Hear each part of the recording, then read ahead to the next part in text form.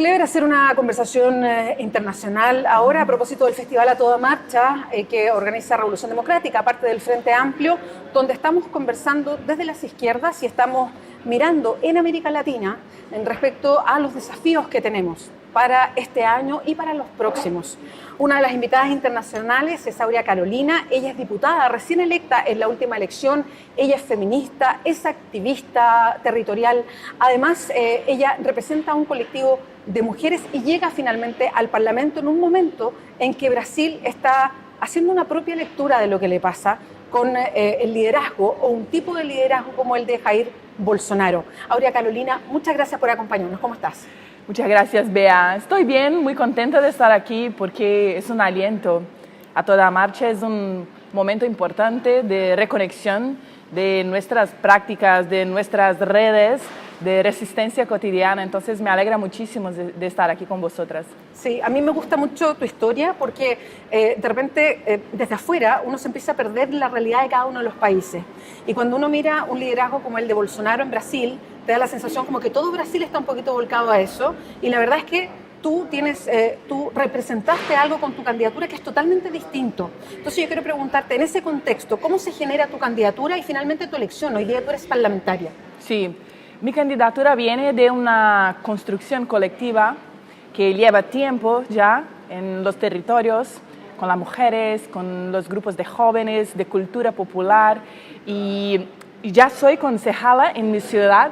Estamos ejerciendo un mandato colectivo con 3 mujeres en el liderazgo, que somos 2 concejalas elegidas y una suplente que trabajamos juntas en una experiencia de compartir el poder y los ejes de actuación, las agendas políticas de derechos humanos, derecho a la cultura, a la educación, a la ciudad. Y ahora mi elección como diputada nacional viene de una continuidad de este mandato. De hecho, queremos consolidar el trabajo local y ampliarlo para llegar a la instancia regional de la provincia, porque elegimos también una diputada estadual, y a la instancia federal. Entonces vamos a hacer ahora 4 parlamentarias trabajando juntas con un montón de temas, una red de compañeras, de luchas, y estamos muy ilusionadas con esta posibilidad. Bueno, es lo otro que te quiero preguntar. Yo soy feminista, parte de mi trabajo político empecé a hacerlo desde el feminismo y con esa mirada que creo que abre caminos nuevos, abre posibilidades de respuestas distintas y además con liderazgos que son más horizontales o que se entiendan de una manera participativa distinta, quizás no resuelta totalmente, pero sí con esa intención. ¿Cómo se vive el feminismo hoy día en Brasil?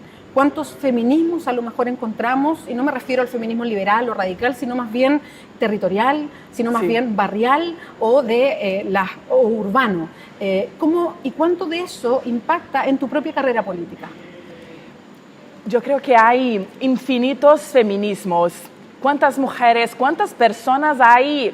Ahí habrá la posibilidad de un feminismo distinto, porque los feminismos son sobre nuestras vivencias, nuestras necesidades muy concretas.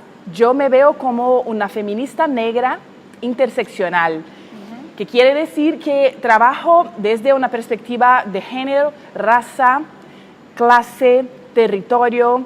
Entonces, un trabajo que intenta conectar las muchas maneras de contrarrestar la violencia, la opresión desde el cotidiano. Y los feminismos son la clave en este momento para democratizar la sociedad, para otra vez hacer un trabajo de educación popular, de movilización social, porque las mujeres es que estamos cuidando de la vida.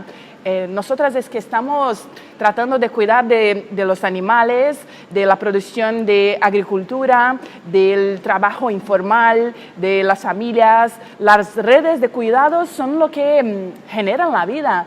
Y esto no está contemplado en este sistema financiero insano, patriarcal, machista, que controla hoy las instituciones. Entonces, mi elección también es un llamado para que esta experiencia tan rica, tan diversa, pueda llegar al sistema político, no para reproducir el sistema político, sino para presionar el sistema político para que sea más abierto, para que sea más inclusivo, incluyente, para que sea un espacio de participación realmente ciudadana, ¿no? Y claro, esto está en contra del momento más hegemónico en Brasil, con la ola de la extrema derecha ultraconservadora que llega en el imaginario popular también, y hay muchas cosas para interrogar ahí qué está pasando. Bueno, de hecho te quería preguntar, que es una lectura, y me imagino que acá en Chile te lo han preguntado mucho, porque todos miramos desde Chile lo que está pasando en Brasil. Brasil, además, por el tamaño que tiene, por lo que significa, ejerce una influencia tremenda en América Latina en general. Y muchas veces en la historia Brasil es de alguna manera punta de lanza. Lo que pasa en Brasil primero va pasando en otras partes, en otros países de América Latina. En ese sentido, ¿qué lectura haces tú, que estás ubicada al otro extremo, digamos, y al otro extremo en lo que recién me contabas, de cómo desarrollas tu trabajo político de un hombre o un liderazgo tipo Jair Bolsonaro? ¿Qué pasa en Brasil? ¿Cuál es la lectura que tú haces para que un liderazgo como ese tenga la votación que tiene y que, a no ser que haya un cambio muy radical, puede ser el próximo presidente de Brasil el próximo 28 de octubre? Sí, vea, hay un montón de cosas que están ahí muy confusas. Y mezclada. Y mezclada. Hay una idea antipetista contra el Partido de los Trabajadores, que es el partido del expresidente Lula, que está preso ahora, que es muy peligrosa, es muy perversa, que fue producida de manera planificada por los sectores fundamentalistas de extrema derecha y también por los sectores económicos que intentan controlar todo el tiempo el país. Este imaginario llega en el corazón de las personas, conectándose con la insatisfacción con el sistema político, una desesperación sobre las condiciones de vida, porque de verdad hubo un aumento de la violencia, del desempleo. Las condiciones de vida han empeorado mucho en Brasil en los últimos años, y luego se asocian estas ideas contra un partido como si fuera el gran problema del Brasil. Sí, perfecto. Se focaliza ahí. Ellos son los culpables, independiente de si son o no. Son culpables. Una realidad práctica de que las personas no ven sus derechos efectivados, están con mucho miedo, están muy preocupadas con todo, y luego hay una estructura histórica de racismo, de prejuicios, de machismo, y esto es actualizado por este imaginario fascista de una manera que respalda, legitima que acciones violentas otra vez tengan más fuerza en el país. Entonces, el tipo Bolsonaro está haciendo apología de armas, está haciendo apología del acoso sexual, está haciendo apología del racismo, y esto ya tiene en el tejido social, que es muy conflictuoso, muy conflictivo en Brasil, ya una adhesión.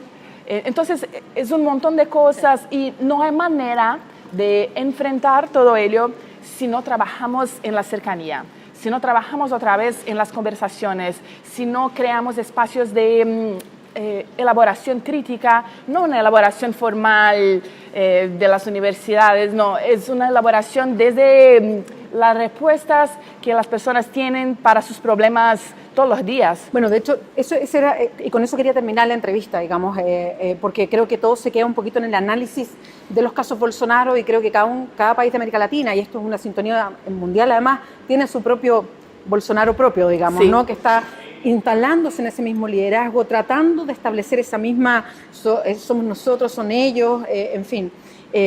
¿Cuál es la respuesta y algo que está flotando a toda marcha? ¿Cuál es la respuesta desde las izquierdas? Y con esto no te digo que tengas una respuesta, sino más bien, ¿cuál es la reflexión para nosotros?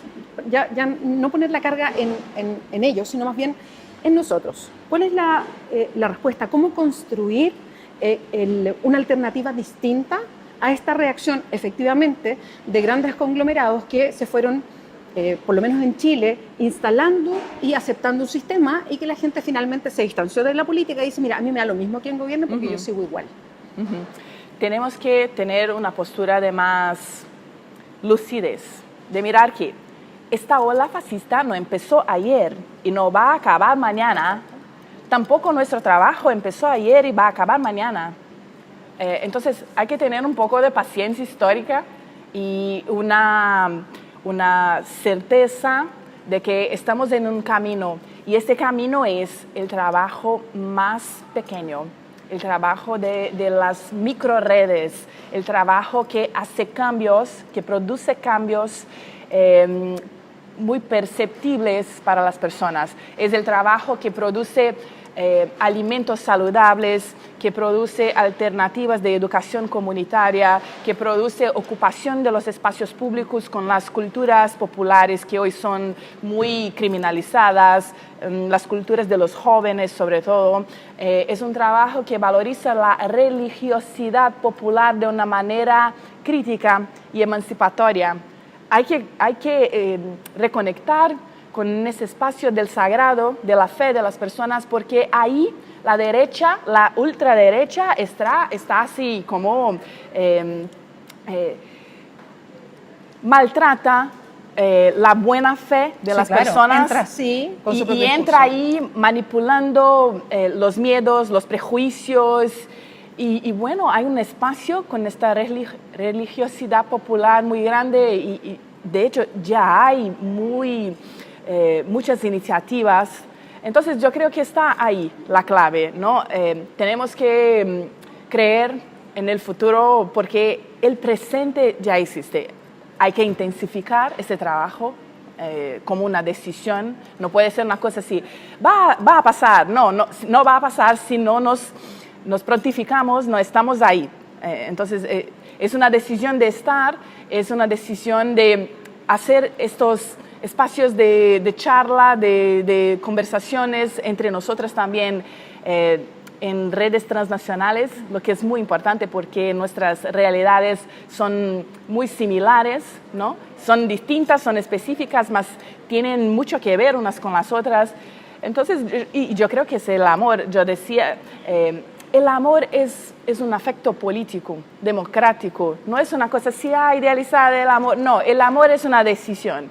El amor de encontrar a las personas, el amor de construir junto con generosidad las salidas. Yo creo que vamos a lograrlo. Sí, yo también digo, el cariño es importante, hacer las cosas siempre con cariño y pensar en las políticas públicas con cariño. Aurea Carolina, muchas gracias por esta conversación. Encantada de tenerte acá en Clever. Igualmente, encantada. Muchas gracias, Bea.